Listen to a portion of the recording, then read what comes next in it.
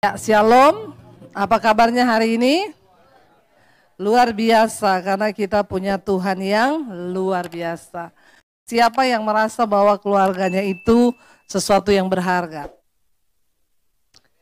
Bapak Ibu, kalau kita merasa keluarga kita, rumah tangga kita sesuatu yang berharga, maka pasti kita akan melakukan apapun untuk menyelamatkan keluarga dan rumah tangga kita.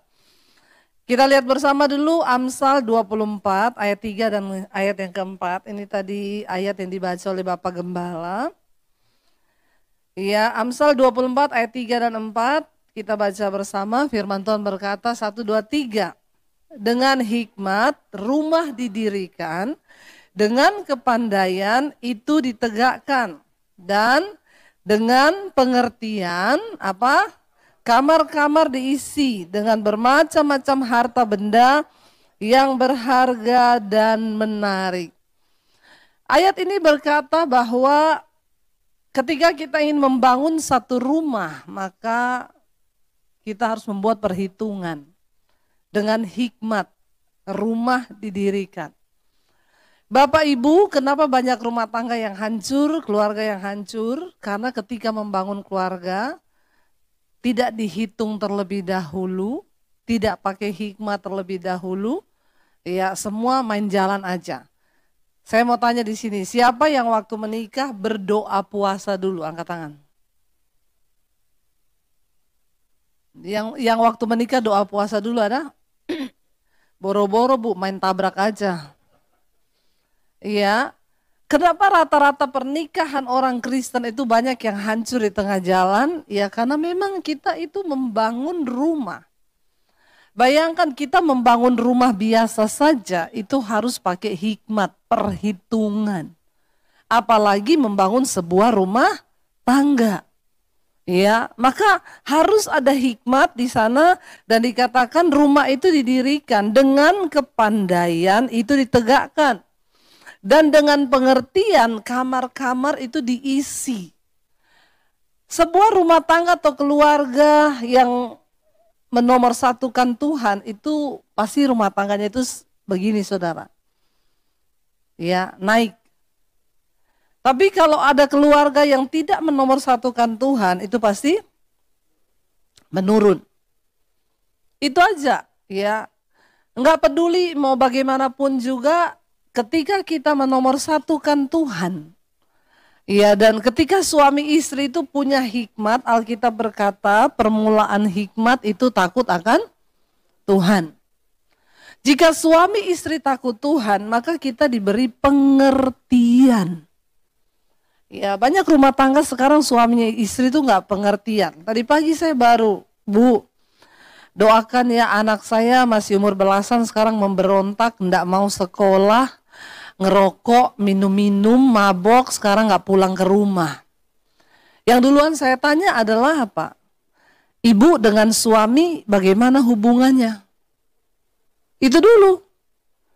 Kalau anak kita gimana-gimana, ya itu pasti nomor satu hubungan suami istri dulu yang ditanya. Dia jawab, iya Bu memang saya dengan suami itu ndak akur. Suami saya itu gak pernah peduli dengan keluarga.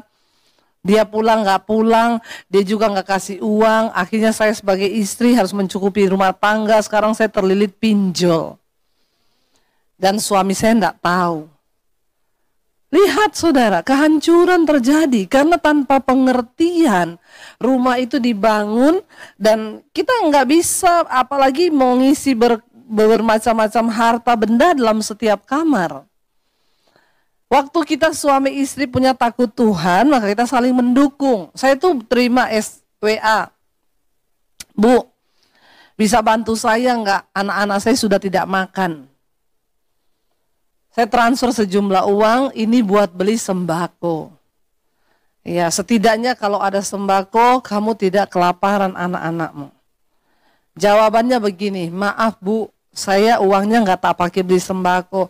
Tapi beli makanan, karena anak-anak saya enggak suka makan masakan rumahan.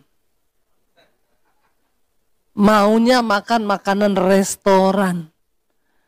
Kira-kira saudara nolong orang model begini nih, gimana saudara? Jengkel enggak? Dalam hati saya ya, saya yang nolong dia aja masak loh tiap hari. Iya, saya balas dia loh, ini saya lagi masak loh. Kenapa? Kalau masak pertama sehat, kedua hemat. Iya enggak? Kita masak sekali bisa buat makan pagi sama sore atau sore sama malam. Lah kok enak banget ya saya transfer uang buat beli sembako? Jawabannya kita enggak pernah masak. Karena anak dan istri saya enggak suka makan masakan rumahan, maunya restoran. Lah saya pikir kalau saya kasih duit dia segitu buat beli sembako itu cukup buat sebulan. Tapi kalau buat beli makanan di restoran, kan cuma untuk 3 hari itu. Tanpa pengertian alias goblok. Kenapa bisa ada begitu? Istrinya juga harusnya kan tahu bagaimana memanage satu rumah tangga itu. Kalau kita bisa dipercaya saudara dalam perkara kecil, maka Tuhan akan percayakan sesuatu yang besar. Iya, kau bisa mengisi rumah kamar-kamarmu dengan barang-barang berharga. Tapi kalau model begini ini saudara, ya sampai saya pikir aduh ya susah juga ya. Gayanya lebih tinggi daripada keadaannya. Yaitu banyak sekarang orang seperti itu kan. Gaya elit ekonomi sulit. Nggak usah angkat tangan. Bertobat, amin. Iya, supaya rumah tangga kita itu menjadi berkat bagi banyak orang.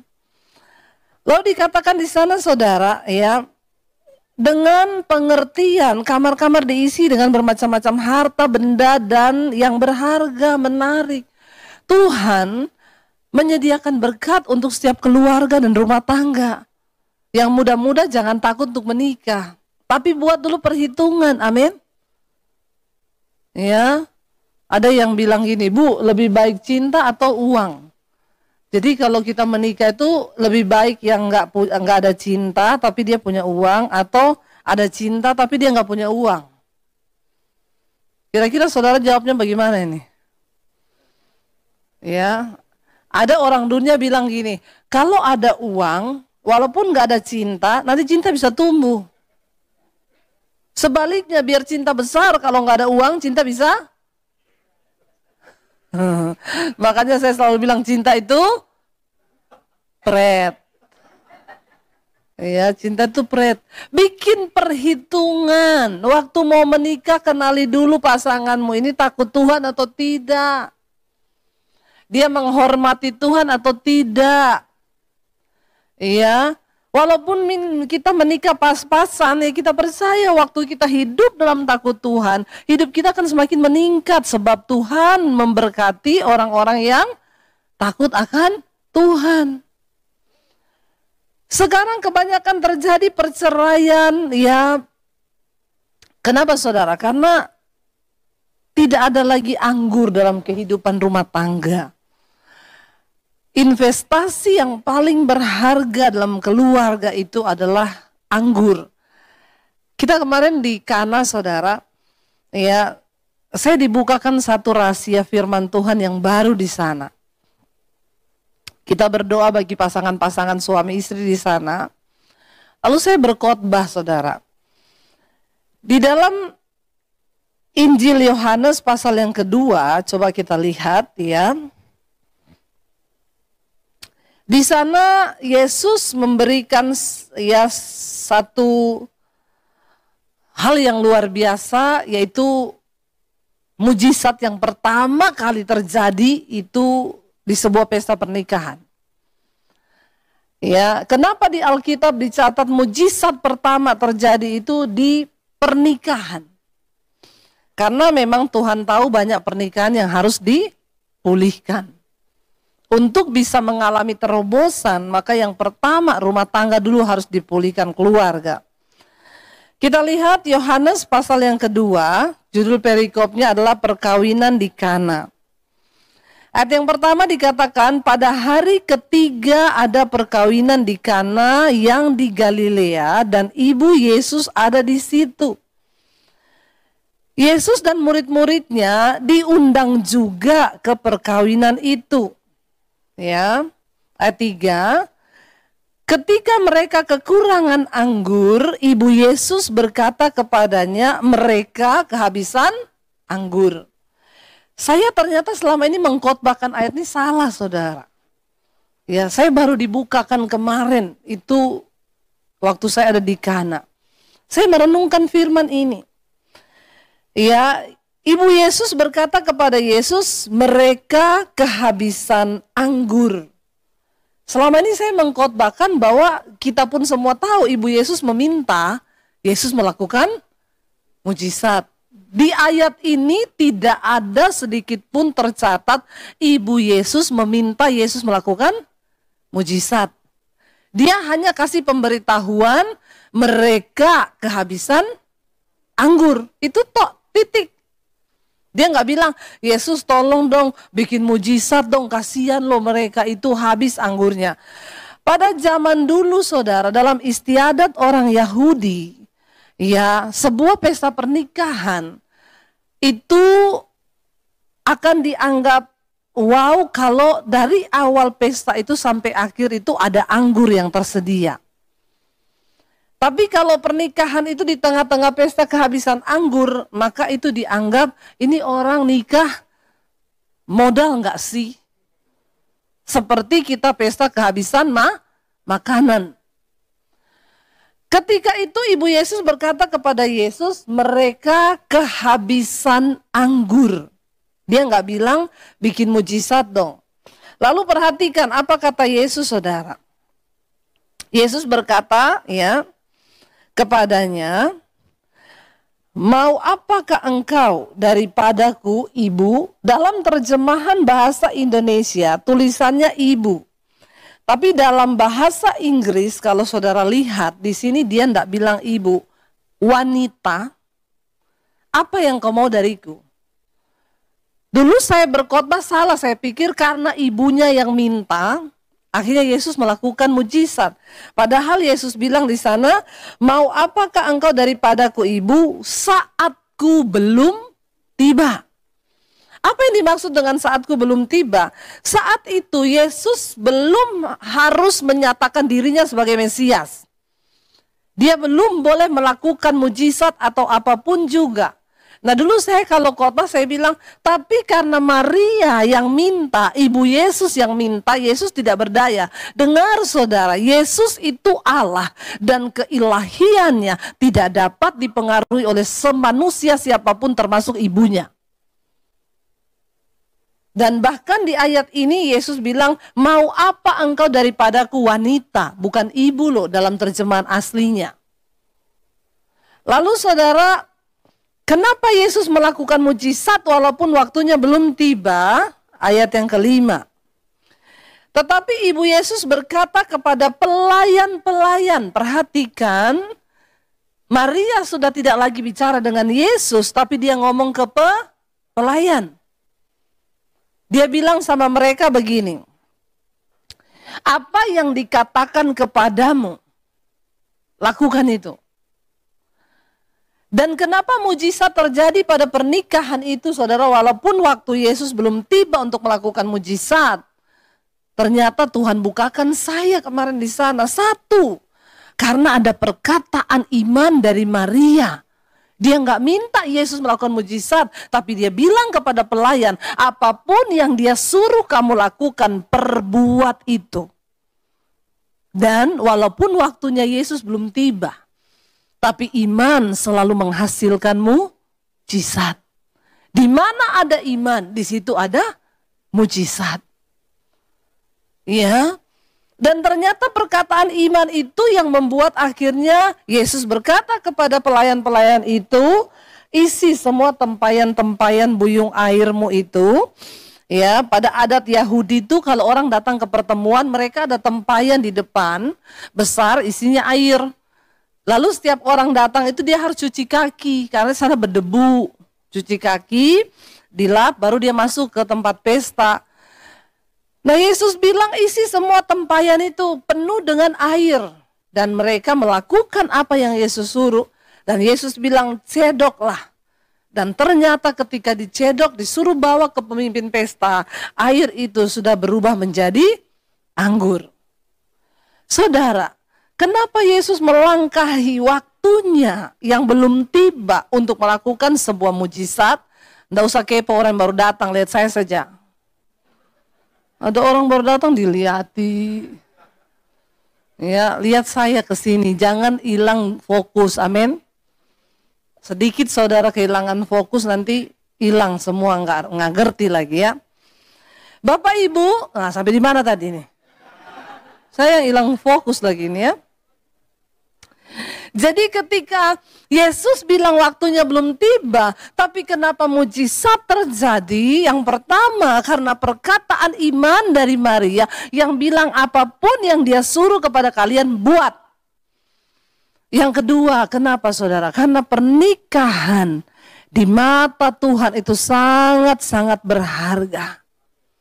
Yesus tidak mau pernikahan itu dipermalukan. Yesus nggak mau pesta itu dipermalukan.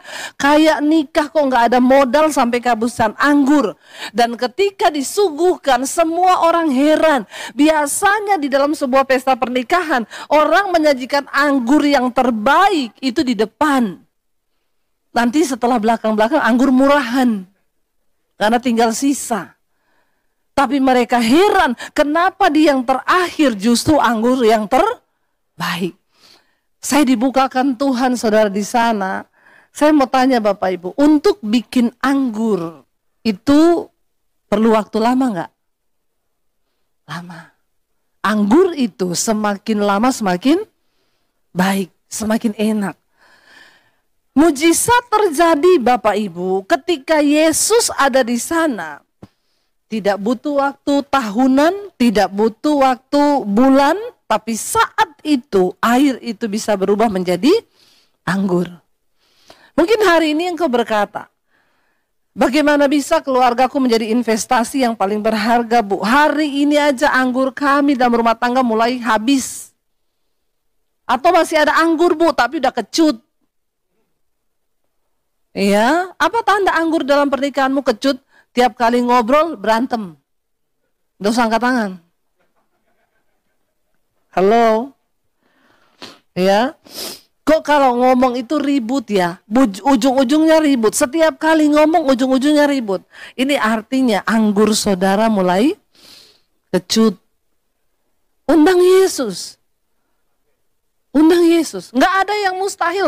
Tapi Bu, kalau menurut orang, kalau menurut si A, saya dulu pernah layani ada pasangan, suaminya selingkuh, lalu istrinya terpukul sekali ketika tahu suaminya selingkuh.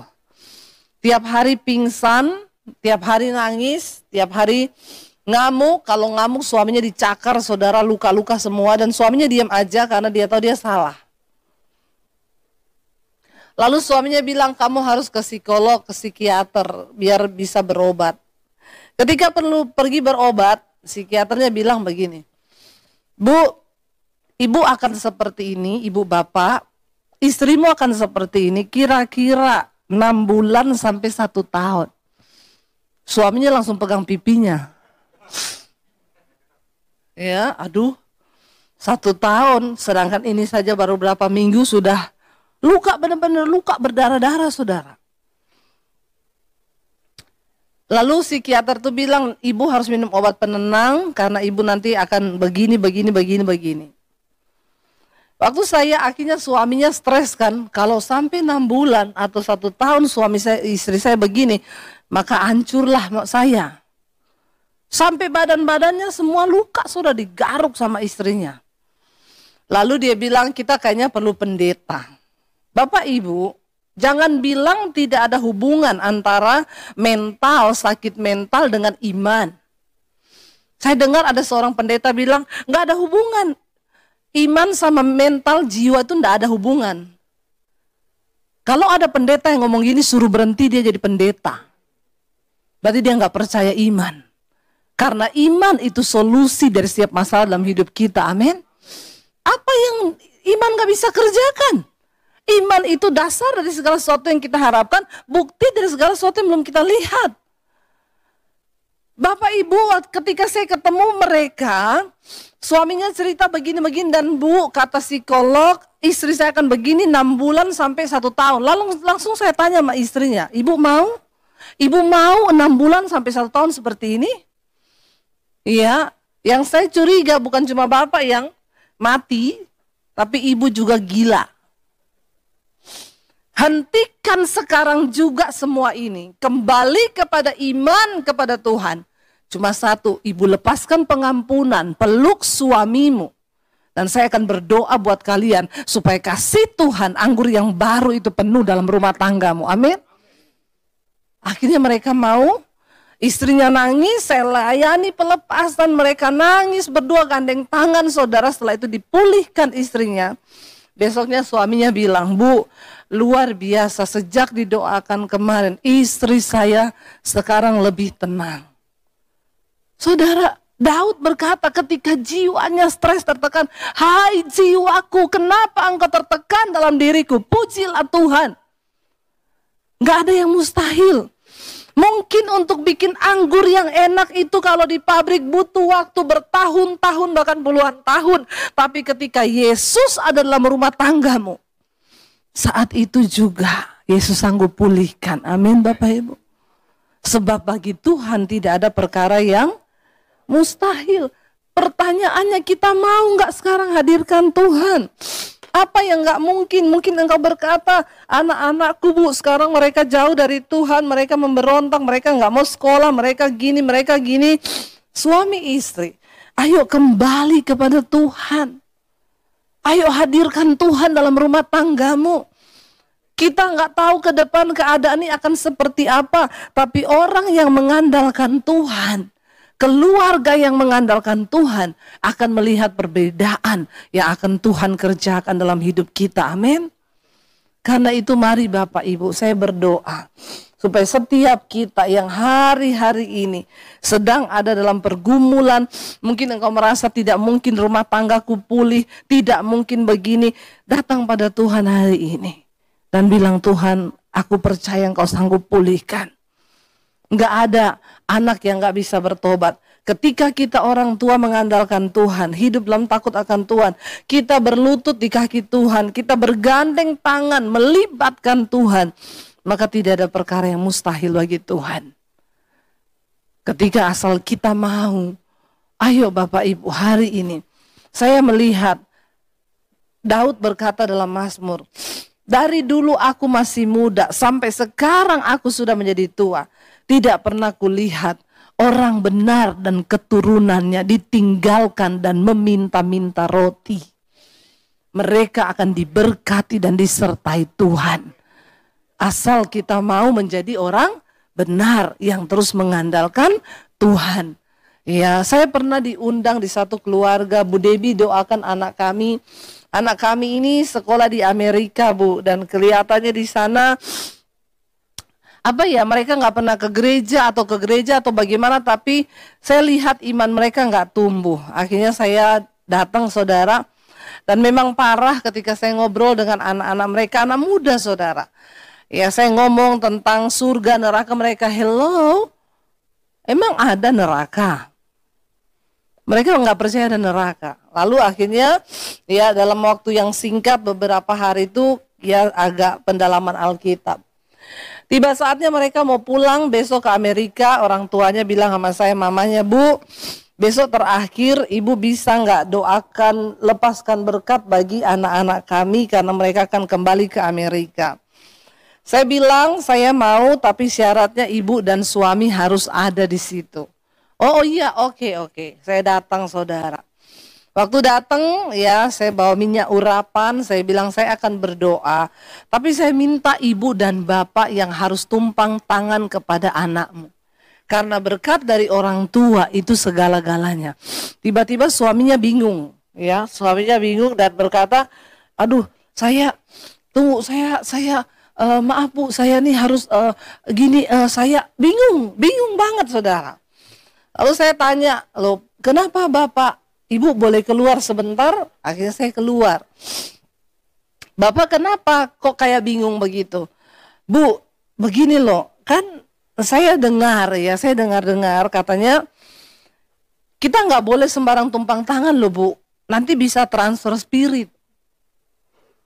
Lah saya tuh nggak mau tumpang tangan sama anak saya, nanti saya takut transfer spirit. Saya tanya, emang spirit apa yang di dalam Bapak? Kenapa Bapak takut transfer spirit? Spiritnya Bapak apa? Ya, lalu dia makin tarik saya ke jauh, saudara, menjauh dari istrinya. Ya, Bu, sini deh, Bu. Saya takut, Bu, gini-gini, karena kan saya ini gini.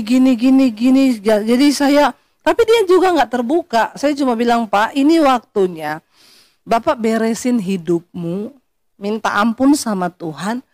Saya nggak mau doakan anakmu, karena itu bagianmu. Biar saya tumpang tangan anakmu, saya tumpang kaki. Kalau kau hidup tidak benar, Pak, ya, maka kutuk itu turun loh ke anakmu. Jadi Bapak yang harus bertobat sekarang. Ayo, ini waktunya bertobat. Akhirnya ya dia nggak tahulah, lama sekali saudara kita tunggu dia. Saya juga nggak mau. Ya, jadi pendeta tuh harus mengajarkan yang benar sama jemaatnya, ya. Begitu juga kalau doakan rumah, ya, bukan pendeta yang mendoakan rumah, karena waktu kita pulang nanti setannya lebih banyak lagi datang. Ya, ajar yang punya rumah berdoa, beriman di situ. Ya, dan dari situ saya bisa melihat, ya, Bapak Ibu, engkau tidak bisa mempercayakan iman anakmu kepada orang lain. Kau suami istri lah yang harus menjadi contoh dan teladan di dalam keluarga. Investasikan iman yang baik di dalam keluargamu. Sebab zaman sekarang ini saudara, kita nggak bisa hidup tanpa iman. Tidak mungkin ada seorang pun berkenan kepada Allah kalau dia tidak punya iman. Dan iman yang seperti apa? Iman yang hidup yang harus kita praktekkan kepada anak cucu kita. Saya berdoa Bapak Ibu supaya kita semua menjadi orang-orang yang nanti menjadi keluarga yang diberkati Tuhan, dan hidup kita boleh menjadi berkat. Orang boleh melihat Kristus. Saya undang para imam musik maju ke depan, ya, dan biarlah kita taruh satu pengharapan, satu yang kita andalkan dalam keluarga kita, yaitu Tuhan segala-galanya. Ajarkan kepada anak-anakmu. Kita akan bangkit berdiri bersama, kita naikkan satu pujian satu-satunya yang kuandalkan Tuhan. Mari tutup mata dalam hadirat Tuhan Bapak Ibu. Tidak ada satupun yang dapat menolong, memulihkan rumah tangga kita selain Tuhan. Ketika engkau mau hari ini melibatkan Tuhan dalam keluargamu, maka Dia sanggup melakukan segala perkara. Mungkin engkau sedang bergumul bagi suami yang belum bertobat, istri, anak-anakmu. Datang pada Tuhan, minta kasih-Nya, anggur yang baru itu Tuhan curahkan. Sebab pernikahan begitu berharga di mata Tuhan. Hanya iman yang sanggup menggerakkan mujizat Tuhan terjadi atas anak-anakmu, atas keluarga rumah tanggamu. Minta pada Tuhan hari ini, bilang, Tuhan, selamatkan keluargaku Bapa. Biar keluarga kami menjadi investasi yang berharga di hidup kami. Ada iman dalam keluarga kami. Bagi anak-anak kami yang belum bertobat, menantu, cucu kami, satu yang kami rindukan, bahwa kami semua ada dalam satu iman, percaya kepada Tuhan. Sebab Engkau sanggup melakukan, Tuhan, jauh dari yang kami doakan, jauh dari yang kami harapkan. Engkau Tuhan yang sanggup, bahkan tidak ada perkara yang mustahil. Dengan iman kami percaya hari ini, Tuhan bagi keluarga kami, Tuhan bagi rumah tangga kami, Tuhan bagi suami, istri, anak-anak kami. Terima kasih Bapa. Segala hormat, pujian, kemuliaan hanya bagi Engkau. Di dalam nama Tuhan Yesus, yang percaya diberkati, katakan bersama, amin. Silahkan duduk. Nama Tuhan. Tuhan memberkati pelayanan hambanya, Ibu Pendeta Ibu Basir. Terus doakan hambanya saudara, supaya kemana saja Tuhan utus, ada banyak jiwa yang dimenangkan bagi kemuliaan nama Tuhan. Tepuk tangan sekali lagi, kemuliaan buat nama Tuhan Yesus. Pujilah nama Tuhan. Dan kita akan mempersiapkan hati kita untuk bersama-sama menabur, memberikan persembahan syukur.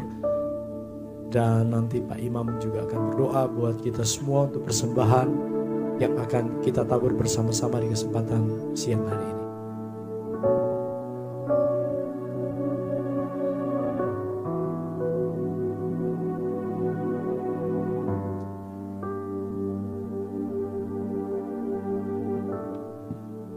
Shalom, puji Tuhan. Terima kasih pada hambanya Pastor Debbie Basir yang sudah memberkati kita semua ya. Puji Tuhan, kita semua diberkati. Apakah ada jemaat yang baru pertama kali hadir di tempat ini? Kalau ada yang jemaat baru silakan tunjuk tangan ya, Ibu yang depan ya. Puji Tuhan ya Bu ya, selamat datang di GB Viva Factus Family dengan pengembalaan Senior Pastor Abraham Kondra Supit. Kami sangat sukacita bisa berjumpa dengan Ibu dan setiap jemaat. Kalau Ibu belum terhisap di gereja lain, silakan bergabung di gereja kami ya. Kita di tempat ini, di gereja ini kita sama-sama dibentuk, diproses agar semakin serupa seperti Kristus. Diproses melalui firman Tuhan disampaikan kepada hamba Tuhan. Dan setiap minggu firman Tuhannya ya dengan tema-tema yang berbeda. Dan hari ini ada investasi yang berharga dalam keluarga. Kiranya kita setelah kita mendengar firman, kita tidak hanya menjadi pembaca mendengar firman, tapi juga menjadi pelaku-pelaku firman. Kita sama-sama belajar menjadi pelaku-pelaku firman. Setelah kita berpisah satu sama lain, dimanapun Tuhan tempatkan kita berada ya, di keluarga, di marketplace, di dalam masyarakat, hidup kita bukan biasa-biasa saja, tapi hidup kita bisa menjadi saksi Kristus yang diterang, menjadi damai, dan nama Tuhan Yesus yang dipermuliakan. Ya, puji Tuhan, di setiap bangku jemaat ada 2 amplop ya. Jadi ini adalah 3 November, awal minggu pertama bulan November. Amplop putih untuk perpuluhan ucapan syukur, dan amplop merah untuk kolekte biasa. Kita belajar taat dalam firman Tuhan untuk memberi perpuluhan, untuk memberkati pekerjaan Tuhan. Maliaki 3 ayat 10, bawa seluruh persembahan perpuluhan itu ke dalam rumah perbendaharaan, supaya ada persediaan makanan di rumahku. Dan ujilah aku, firman Tuhan semesta alam, apakah aku tidak membukakan bagimu tingkap-tingkap langit dan mencurahkan berkat kepadamu sampai berkelimpahan. Amin. Mari kita bersatu dalam doa.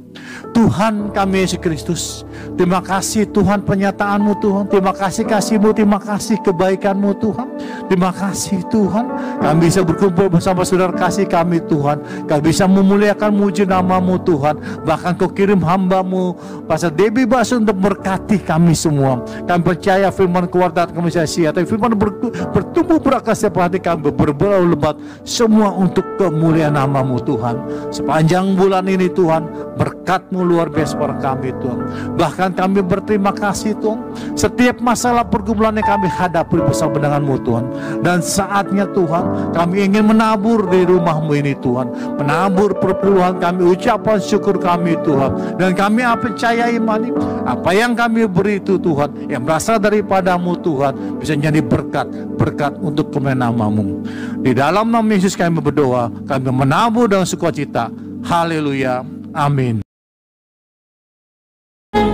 Firman Tuhan berkata bahwa satu saat kita semua akan berdiri di hadapan tahta pengadilan Kristus untuk memberikan pertanggungan jawab atas iman kita.